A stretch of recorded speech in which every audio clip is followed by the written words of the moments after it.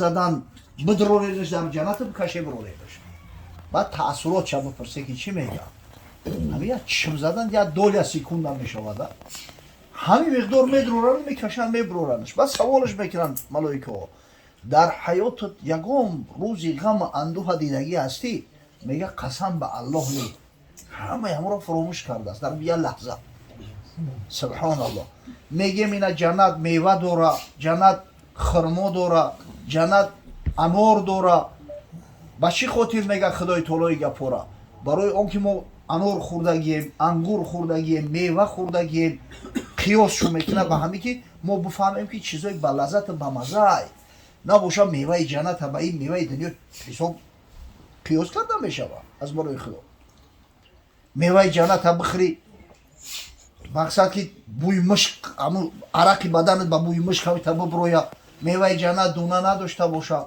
خدا خودش دونه که او چی لذت چی مزه داره نه که ما همین را که خورده ایم همین را میدونیم میگن همون را خورده تخمینا همون خیلیده بعد همین وقت مخش میشه که دباشه چیزی خوب است گولک پیش پدرش میان میگه پدر همین پادشاهی چی کیفیت داره اگه گولک به عقل چی میفهمونیش بگوی که مهمون قبول میکنی حکم صادر میکنی جنایتکارا را نکزت میکنی میگه کاری بسیار دلگیر کننده بود است برای دوده که او ایتری کارو مقصد بوی بردگی نیست براش مشکل میتوه بعد میگوی که بچه هم رنگ اینه بازی فوتبال کرده است که همه یه چیزی خوب بود است نباشه پوچوی را با فوتبال قیاس کرده میشه آن همین وقتی که صفت میوه های جنت خدای تعالی در قرآن میکنه یا پیغمبر خدا صلی الله علیه و سلم وقتی در احادیثش بیان میکنه فقط به همین خاطر که بفهمه که او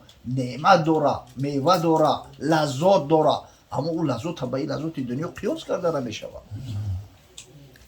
امام بخاری روایت میکنه میگه حضرت صلی الله علیه و سلم نماز میخوند در همون نماز جماعت دست شب برده قفو کشید و سوالش کردن بعدی نماز اصحاب گیرونده که یا رسول الله لما کعکعته چرا دست بردی و با قفو کشیدی حضرت گفت اوریت الجنه خداوند حجاب از پیش چشمم گرفت جنت برام نشان داد همین یک خشه انگور دیدم اویزان دانه‌هاش رنگ بریلیانت واری میدرخشند خواستم میلم اومد که اون را بکنم برای شما را بیارم که آخه میوه جنت های دنیا آورده میشود قسم به الله گفت اگر می آورده باشه میچشیده تا روز قیامت مزه ما ایدهان تو نمیرفت حتی تلخی جان کندن حس نمیکرده این خیلی شیرین و بلذت های سبحان الله اگر خدای بزرگ نصیب و بگردونه و داخل جنت چه عجب یا نعمته حقیقتا برای مؤمنای حقیقی را خدای تعالی جنت بلندترین درجهش حتی وعده کرده است اولئک هم الوارثون بیشک مؤمنای واقعی وارثند الذین یرثون الفردوس هم فیها خالدون اینا در جنت جاویدانی میمونند خدای تعالی با میراث اینا فردوس اعلی را میده ببینه که این جنت با طبقهای فرق کننده داره در حدیث اومده است در صحیح بخاری و صحیح مسلم حضرت بشارت داده است اصحاب گرامی را و تمام امتاشا میگه این للجنت 100 درجه جنت 100 درجه داره ما بین کل درجتین که ما بین السماء و الارض فاصله بین هر دو درجه جنت مثل یعنی فاصله بین زمین تو آسمان است یعنی ما نمیدونیم چند خواهی در اصل 21 زندگی میکنیم این مال عاجز نمیدونه که فاصله بین زمین تو آسمان چند خواهی باشه هر فاصله هم طبقه جنت انا میخیل مسافه داره و میگه والفردوس اعلاها بلندترین درجه جنت فردوس است منها تفجر الانهار الاربعه همین 4 نهر کلونه که در درون جنت هستن سرچشماش ایامو فردوس سر میشیده است ایامو جوشیده میبرومد است و حضرت تاکید کرد گفت فاذا سالتم الله الجنه فاسالوه الفردوس وقتی از خدا طلب جنت میکنه همتون پس نگیره طلب فردوس کنه فردوس مکان پیغمبرای فردوس مکان صدیقای فردوس مکان شهدا و صلحای میخوای قطع حضرت صلی الله علیه و سلم هم نشین باشی فردوس طلب کن میخوای که ابوبکر صدیق هر روز ببینی فردوس طلب کن. میخوای که عمر و عثمان و علی همراهت باشن همروزت باشن فردوس طلب کن.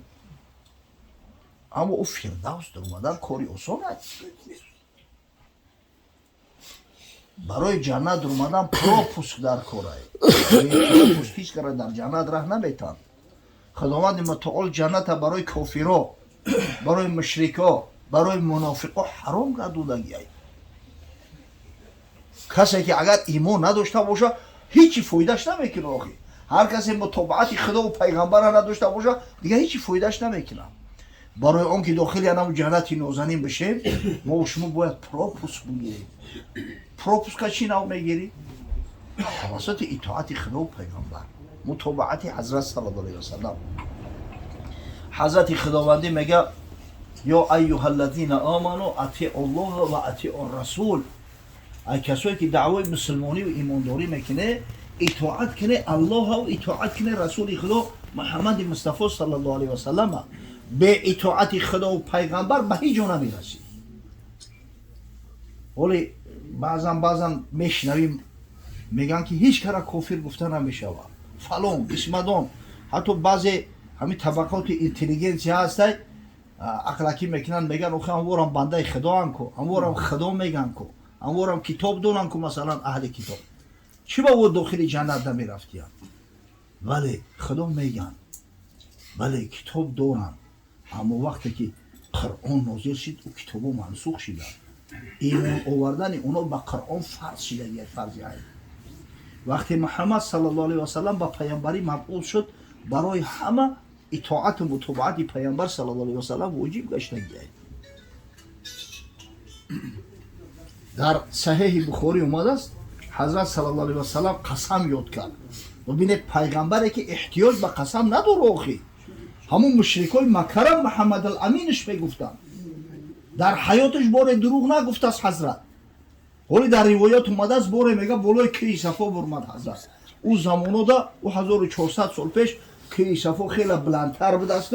بعد ای حرم بیرون بود با میگه این بالای کس ندا کرد گفت ای معشر قریش اگر من حوض شما دا بگم که در پشت همین ابو قبیس یک گروه از دشمنو شینه گرفتگیان شبانه بر شما شبیخون میزنن باور میکنه گبلا؟ گفتن البته باور میکنه. تو در حیات دیگه بر دروغ نگفته چه خیلی باور نکنه. او نباشه برای چی خونه سوخته و برای گپ دنیا باور میکنه و برای آخرت باور نمیکنه. آدمی که در دنیا دروغ نگفته است چه خیلی میتونه که در آخرت دروغ بگه. اما پیش چشمی که نور عرفان است گربوت آسمان نمایان است همون چیزا را میدیدن خدای تعالی که هدایتشون میکرد همون شرک کفرشون باقی مونده بودن.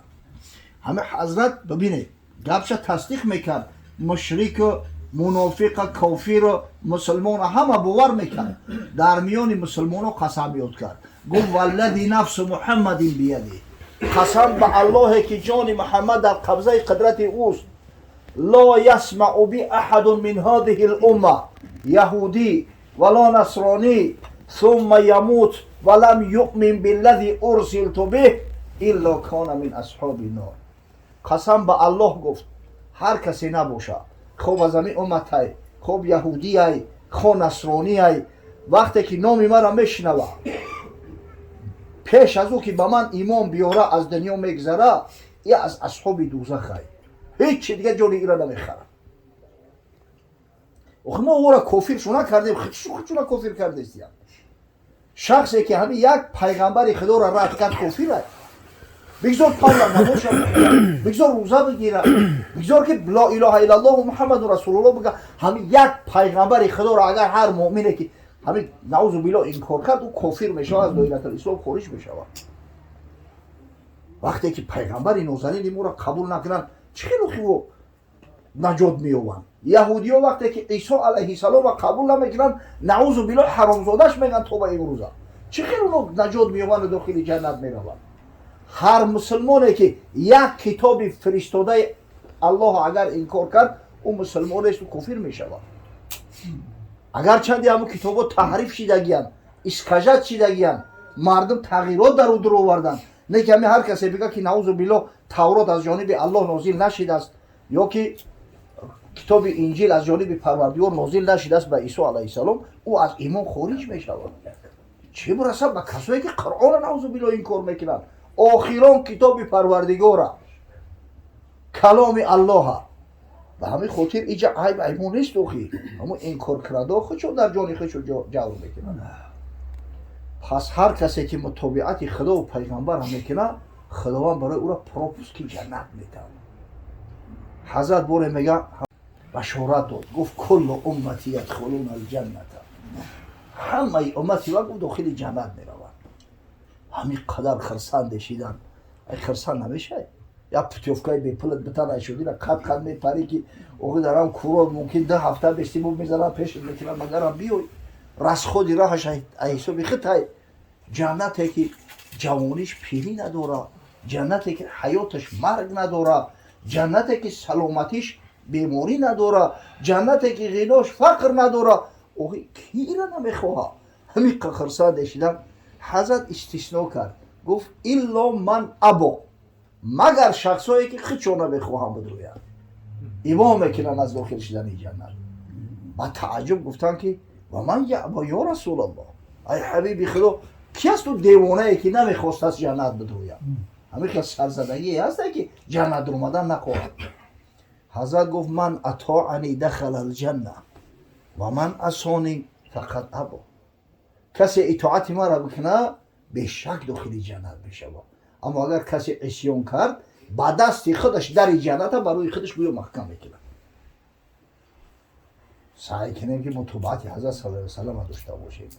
اگر متابعت چی نو به دست میآید؟ چی نو؟ آسان است متابعت.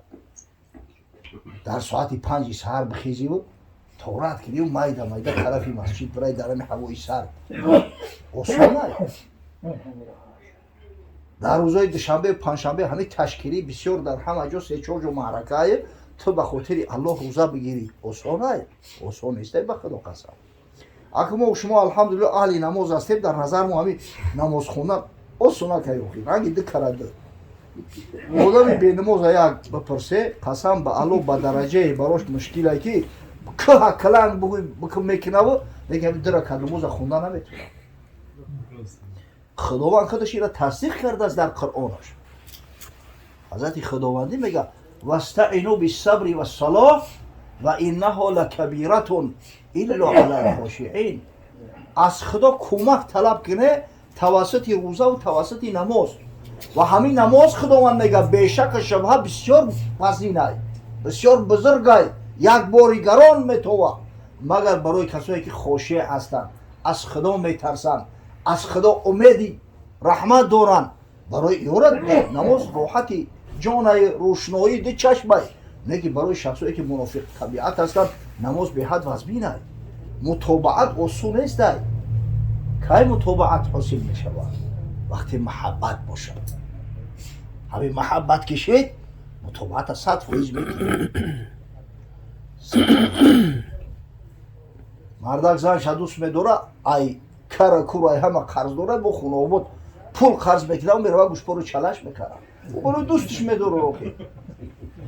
در خونه کش تواری خودش کار نمیکنه و در توی معرکه های کش تواری زنش میره غلام وری فقط میکنه. حسابی چی؟ حسابی که همون را دوست میداره. همین محبت کشی دیگه کار در چشمت نمیتونه. برای آدم محبوب آدم جان فدا میکنه. چجوری یک خدمت کردن، یک کار کردن. متابعت وقتی کامل میشود که در دل محبت پیدا شود. همین که ببینه اصحاب حضرت صلی الله علیه و سلم دنیا را مسخر کردن، دنیا را لرزوندن، امپراتوری بزرگ به زانو زدوندن. اگر چند شمارش چند برابر کم بود، اگر چند که اسلحه‌ش رو قیاس کردن نمیشی. یک گروهش مغیره ابن شعبه رضی الله تعالی عنه روایت میکنه، میگه یک گروه نزدی فورسور هایی کرد حضرت سعد ابن ابی وقاص سردار لشکر مسلمانو. اگه یا پیرگاوا رفتیان خم تیر شو کمون شو قطعی شورای تیردان شو قطعی شو. انا میگه ایرانیو میبینن تیرو یورو میخندن، میگن دوک میدونه نوخیا کامپیرو دوک داشتن که وقتش ده برای رشترسی کجلا و ریبالا همه شاخک هم میگرفتن میبریدن در رو کشیا پیکان میزدن میشید از تیر در صورتی که دولت فورس امپراتوری فورس به حد با قوت بود که فابریک‌های مخصوص داشت завод برای ساختن هم تیرها چوبو را میقپن میکشن خشخش میکنن در سرش پیکان میزنن هی دوک شما دوک دوره با میگم غیره بیشتر شبا گفتم ولی به در وقت جمع دوک وقتی که ای مهرای ستن مهرات گذشت با میفهمی دوک چی ای این محبت که داشتن دنیا را مسخر کردن پروای کسی و چیزی نداشتن محبت سر حضرت شباس ابن ربعیه والله علم میگن نزدش طعام آوردن یا لقمهک شهیدستش غلطی یا نولش همون را خم شید ایتای سفره گرفت و میگم ترجمان گفت که خونه و در پیش پوچو ای بیتری نکه ایت نکو ای زمین برداری همین قانون شده امات زیاده گفت با پوچوی شما چکار دارم من حضرت صلی الله علیه و سلم دیدم که یک نولهک ای دستش غلطید همون را خم شید گرفت پوف کت گرفت خورد ما با سنت پیغمبر خودم عمل میکنم و چکار دارم بر از برز میشم این محبت بود که میگم کو با درجه مستقیم بدن شب تا سحر در عبادت مشغول بدن روز تا بیگه را با خدمت میکردند در جهاد جنگ بدند در کار و بار بدن موندگی را احساس نمیکردند اگر هم یک شمه از محبتی اما اصحاب بزرگوار و تابعین تبع تابعین قسم به الله به همین امت آخر زمان داده شود دنیا گلستان میشود میگن محبت متاسفانه نیست آخی حضرت علی را پرسیدن که رسول خدا صلی الله علیه و سلم در بین شما چی منزلتی داشت گفت کان رسول الله صلی الله علیه و سلم احب الینا من اموالنا و انفسنا و اولادنا و آبائنا و امهاتنا حضرت صلی الله علیه و سلم برای ما را از تمام مال و ثروت بالاتر بود از جان ما عزیزتر بود از فرزندامون بالاتر بود از پدر و مادر ما عزیزتر بود بعد حضرت یک تشبیه عجیب زیبایی زده است یک کاسه آب در پیشش بوده است همون کاسه آب برداشت و گفت و من الماء البارد علی الظما تصور کنه که در بیابان تشنه باشی در همین حالت تشنگی یک کاسه آب خنک بیارند همین دنیا را برای تو هم بهتر ای خصوصا اگر آب دیگه نباشه و جان در لبت اومدگی باشه گفت پیغمبر صلی الله علیه و سلم برای ما مسلمان‌ها را از انم آب سر در بیابان تفسان دیده شیرین‌تر و گواراتر بود الله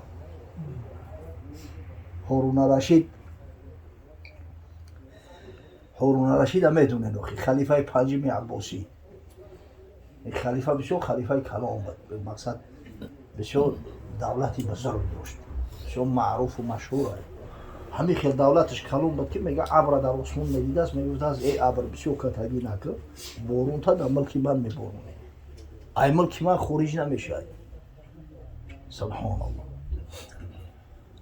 میگه یک روز یک کاسه آب طلب کرد آب گرفت میگه کجیده گفت الحمدلله عجب نعمتی عجب شیرین و در دربارش عالما و بزرگا زیاد بودن حقیقتا هارون رشید خدمت واقعی کرده است در دین مبین اسلام بیت الحکمه کرد کتابا را ترجمه میکردن عالما را به نهایت احترام میکرد حتی همه انا خلیل ابن احمد فراهیدی وقتی که کتاب اول در صرف نحوی عربی نوشت کتاب یکم شد گفت که حساب کنه چند کلمه ای که در همه کتاب استفاده شده است با شماری همون کلمات تلاش بده که خدمت کردی مردن اهل علم طرفداری میکرده است احترام میکرده است نصیحتشون قبول میکرده است همونجا یک نفر استودگی ابن سماکش میگن یک واعظ عالم یک مقصد همون با درویش معابد است صوفی صورت بگو یا امیر المؤمنین اگر بالفرضی در بیابان باشی آب نوشیدنی نباشه جان در لبت بیاید همین یک کاسه آب بیارن چند سوم ده میخریش چند مبلغ ده میخریش گفت بنیم همین خلافت هم نیم خلافت هم میتون برای یک کاسه آب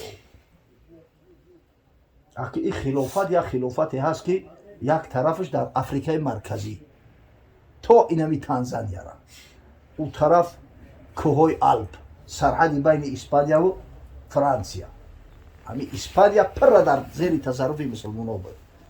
این طرف پنجاب هندوستان، طرف شمالش اینم دریای ولگا، اینم دریای ولگا ممکن سرحد مسلمان‌ها بود. اینم خیلی دولت. آخه در این دولت شاید امروزا زیاده ای 50 دولت دنیا باشه. همه یک دولت بود. یک کس گوش میکرد. انا منی همین را گفت بیتون برای یک کسی او. و گفت حضرت وقتی که خوردیش بیل فرض هم او نبرویا. این درمدنش هم نعمت های برمدنش هم آخی. آدمی که پیشابش قبض شود زمینو را میگذه. اینا بیل فرضی دیگه ای بدنت نبرم درست شی. برای همون ای بدنت خارج کردن همون چی قبیتی؟ گفت نمی باقی مونده شد. و گفت دیدی چی کتگی میکنی با یه ملکه که همین قیمتش یک کاسه آب بوده. چی خوایی با بیدی؟ حضرت گفت ایانم آبی سرد در گرمای تابستان در بیابان ده رسول خدا صلی الله علیه و سلم برای ما را گواراتر بود. دیگه پدر نظری ما چون چی میتوه از برای خدا؟